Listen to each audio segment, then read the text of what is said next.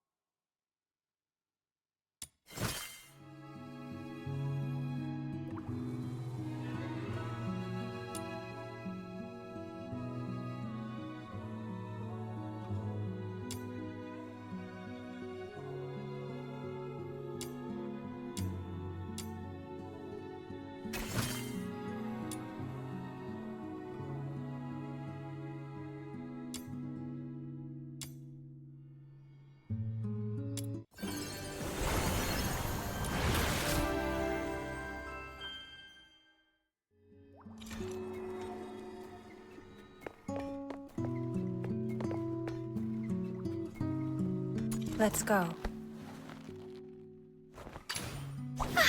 Where are we heading for today's haul?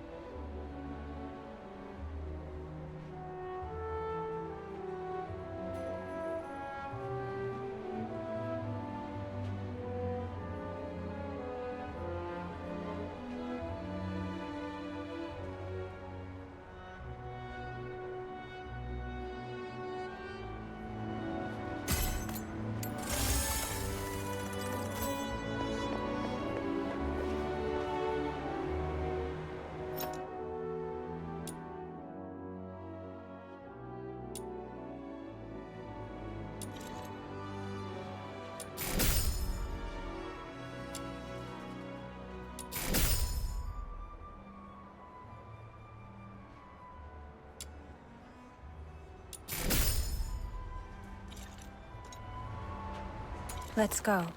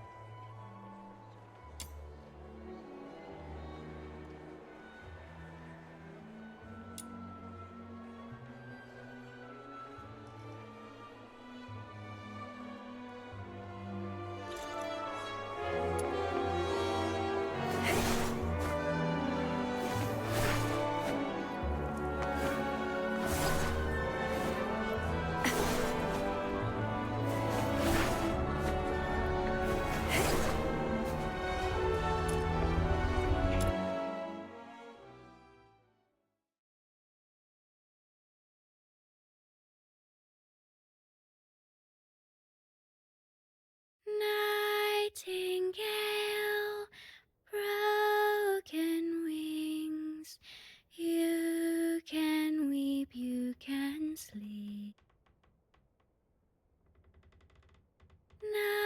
Nightingale, rise above, you will free, you will see. Little nightingale, look, your magician has returned. Outsider! You're home so late today. Where have you been adventuring? Was it in the dense woods where snow wolves prowl? Or the swamp witch's tower? I didn't go anywhere. Today is Miss Fina's birthday, so I stayed in Ice Lake. You always say so. Yet new scars keep appearing on your arms. But this time it's true. Look, I went out today to get this for you. Is this a cake? But there aren't any cake shops in the neighborhood. I have my ways. You know, I am a magician of extraordinary wisdom. Moreover, I have something else to show you. Close your eyes and count down from 5 to 1.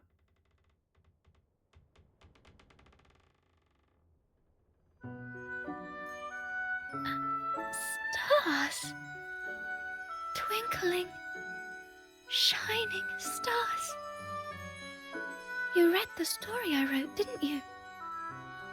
The nightingale yearned for the sky, but it was ever so dark. If only I could see the stars once, she wished silently, even but for a fleeting moment. Nights in Ice Lake are always so misty, so you conjured up a starry sky. Thank you, outsider. You are the greatest magician. Ahem. Seems your castle has a visitor. I'll go have a look. Hey, you're here. Come on in. Who is this lady? A new friend of mine. Sort of.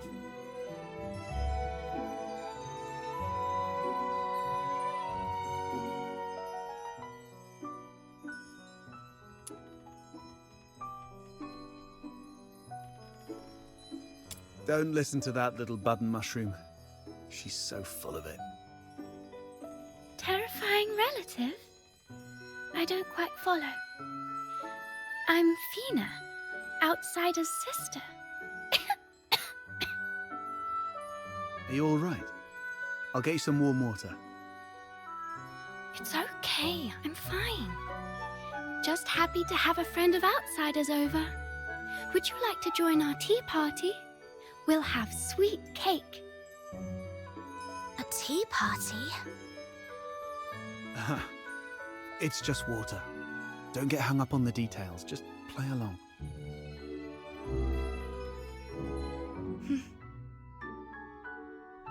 What's wrong, miss? Nothing.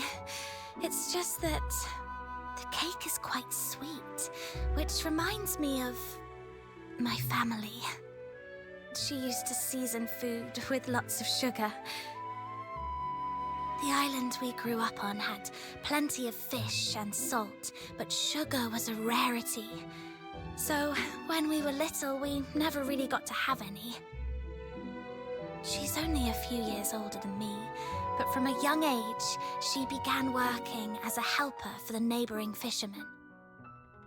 One time, that fisherman somehow got his hands on some imperial supplies, including 2 jars of sugar, and she traded half a month's wages for 1 small jar.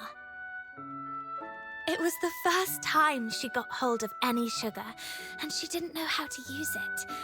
Simply knowing that it was something valuable and delicious, she poured it all into the fish stew.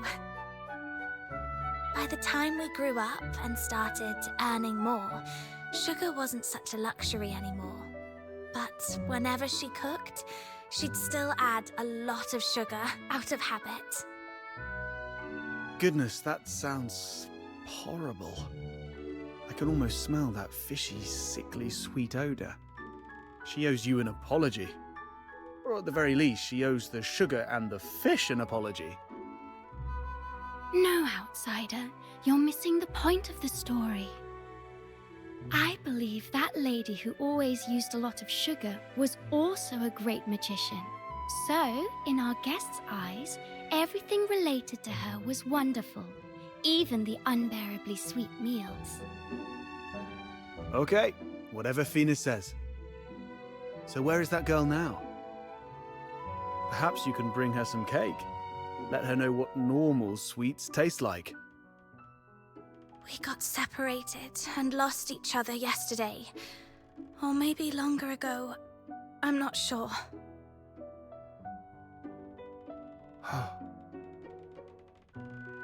Then you must find her. Because families like flowers and trees, snow and wind, they should be together no matter what. You have to find her. Yes, I will. I will find her. So, outsider, I need money for accommodation, information gathering, and some extra set aside in case I need to set off right away to find my family. Time for bed, Fina. I have other matters to discuss with our guest. Fox Hunter stuff. Okay, good night then. Good night to you both.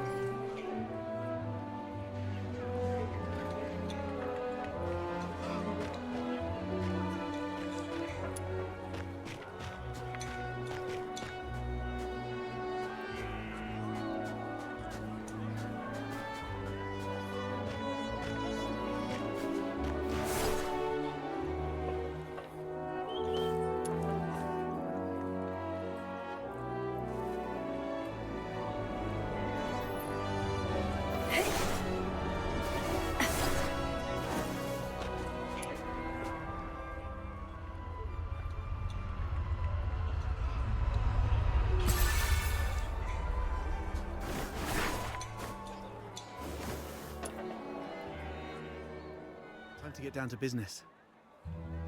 I mean, about what happened at the pit today. Sorry that I took your Crystallo. I had to do that so we could talk in private here.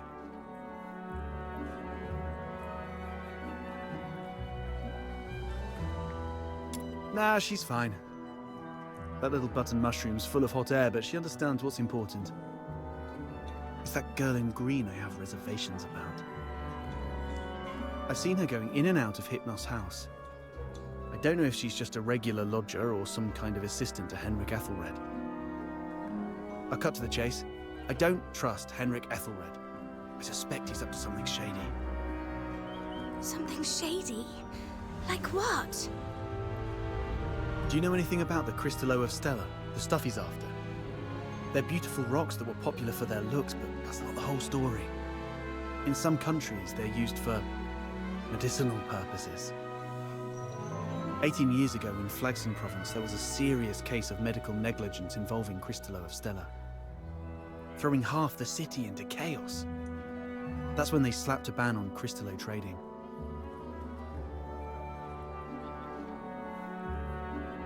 That's not the half of it. How many folks on the streets of Islake can truly claim clean hands? What really gets me are the rumors about Hypnos' house. People in the neighborhood say that Henrik and his lodgers are a weird bunch. They keep to themselves, and though they call it an inn, Henrik's the one picking who stays. Some have peeked inside. The lodgers there are all young people under 20. Stranger still, you see them go in but never out. No one knows where those young lodgers end up. Yes, I've heard some haunted house rumors as well. Makes you wonder.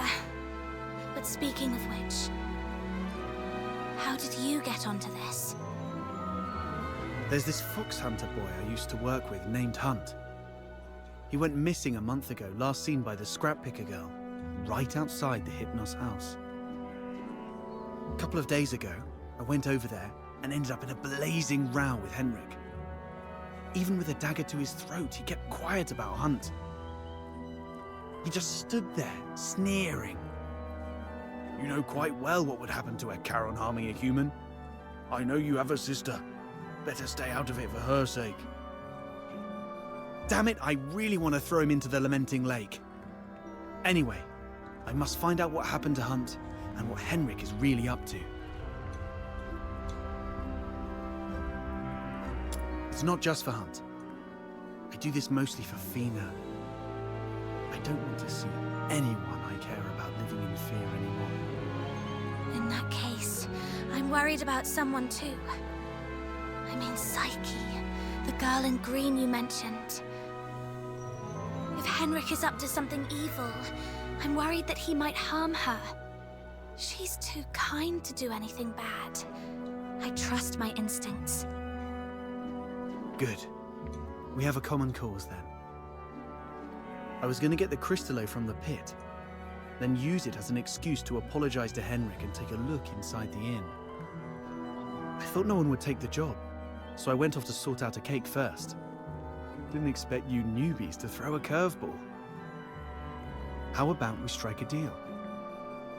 I can get you something that you really need. An identity. A pass that allows you to move freely in Hyperborea, except for the inner city behind the watchtowers, which is reserved for the high and mighty. Many are willing to offer you money, but few would risk their lives to get you this.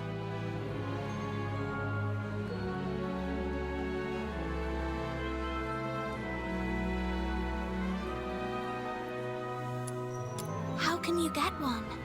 Are you buddies with the guards in Icelake? Can't say I am, but we fox hunters have our ways.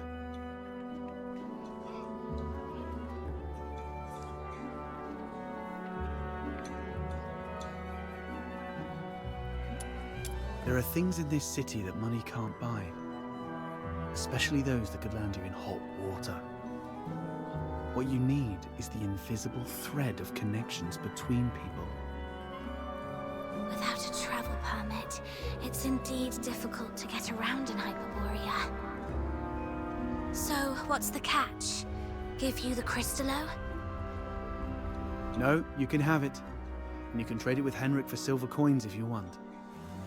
All I need from you is find a way to get in there and investigate the Hypnos house. You're not one of the locals, so he might not be on his guard as much. You have a bigger chance to actually find something. Trade a little snooping for a travel permit? I think I can handle that. It sounds easy, but you should be careful. Meet me here at 12 tomorrow with anything you've found.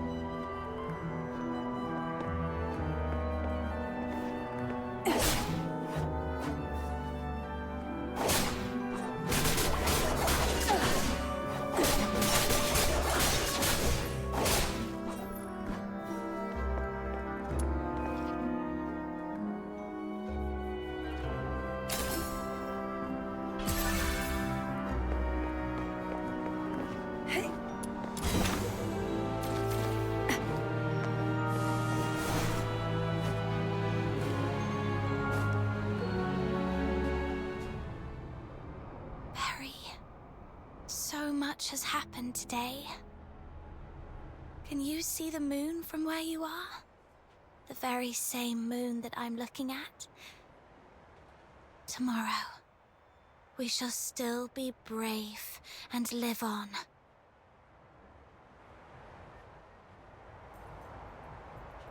It's dawn. Time to head to the Hypnos house.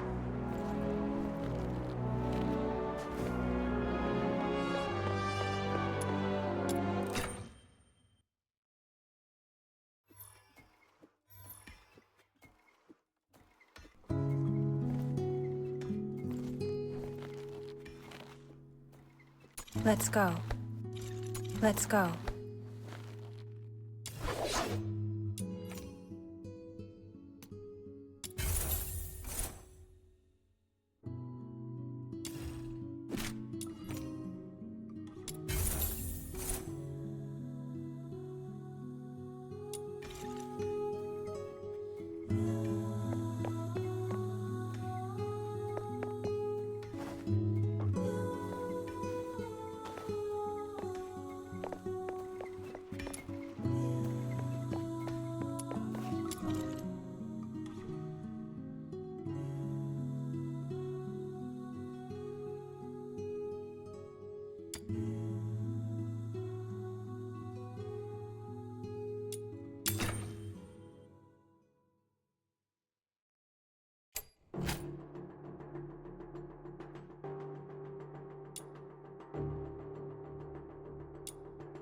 I'll go first. So, this commission is about taking out the enemies in this area? Easy peasy, time to roll up our sleeves!